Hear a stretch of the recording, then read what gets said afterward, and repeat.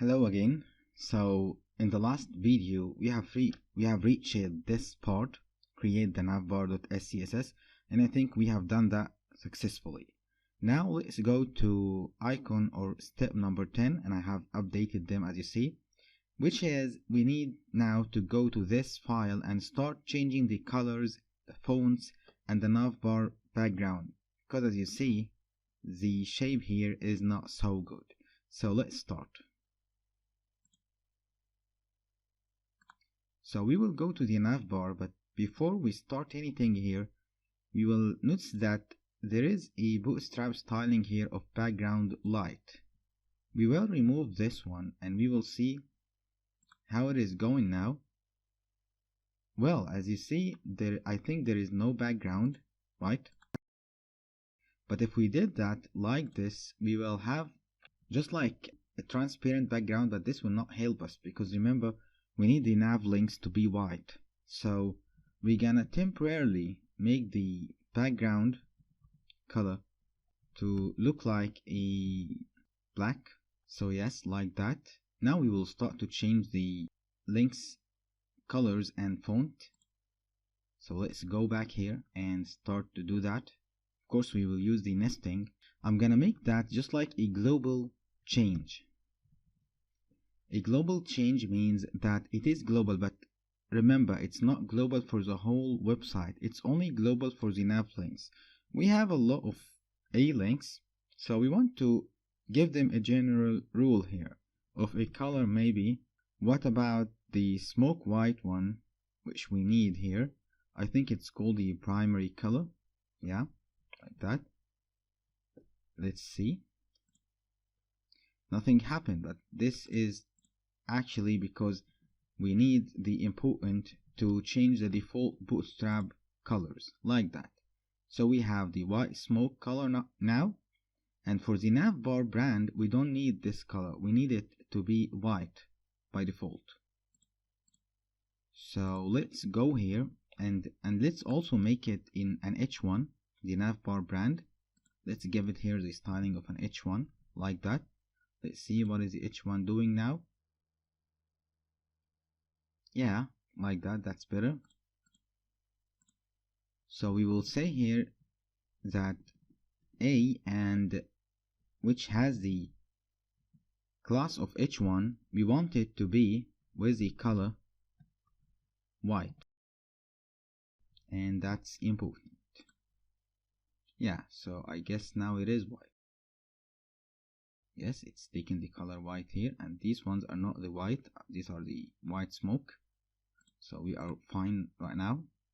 Now let's change the font sizing. And what about if we gave this one the font size of 1.5 em maybe? Yeah, that's truly better. I think this is very good. And for the font family, we will choose the P font, which is the paragraph font, which is the XO2. So I guess now we have the XO2. Yes, we have it. And for this one, we will not have the font family of XO2. We will have the font family of header font. Let's see now. Yep, we have the header font here, but it needs to be a little bit more just like the one here. It needs to be bolder and bigger.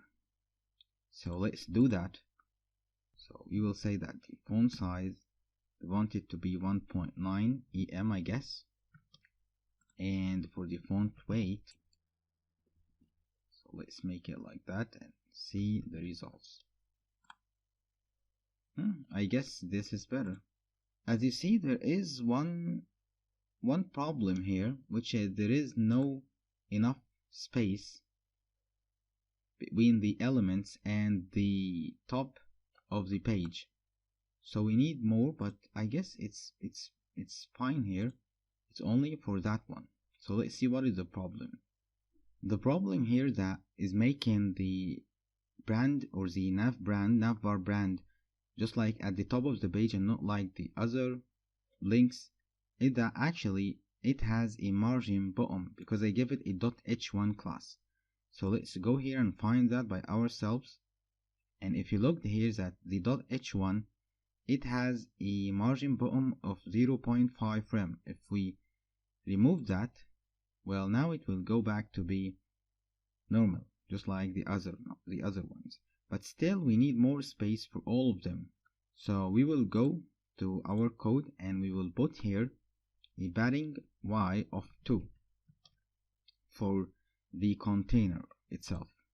As you see, we have now more space, and I think that's fine, because at the end we will remove the background of the black, and we will need these as they are right now, just like this one here.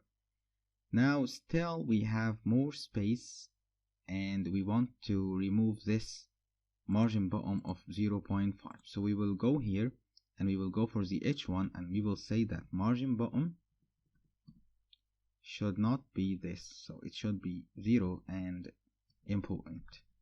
Let's go back and see what is now. Yeah, I guess now everything is fine and it is good.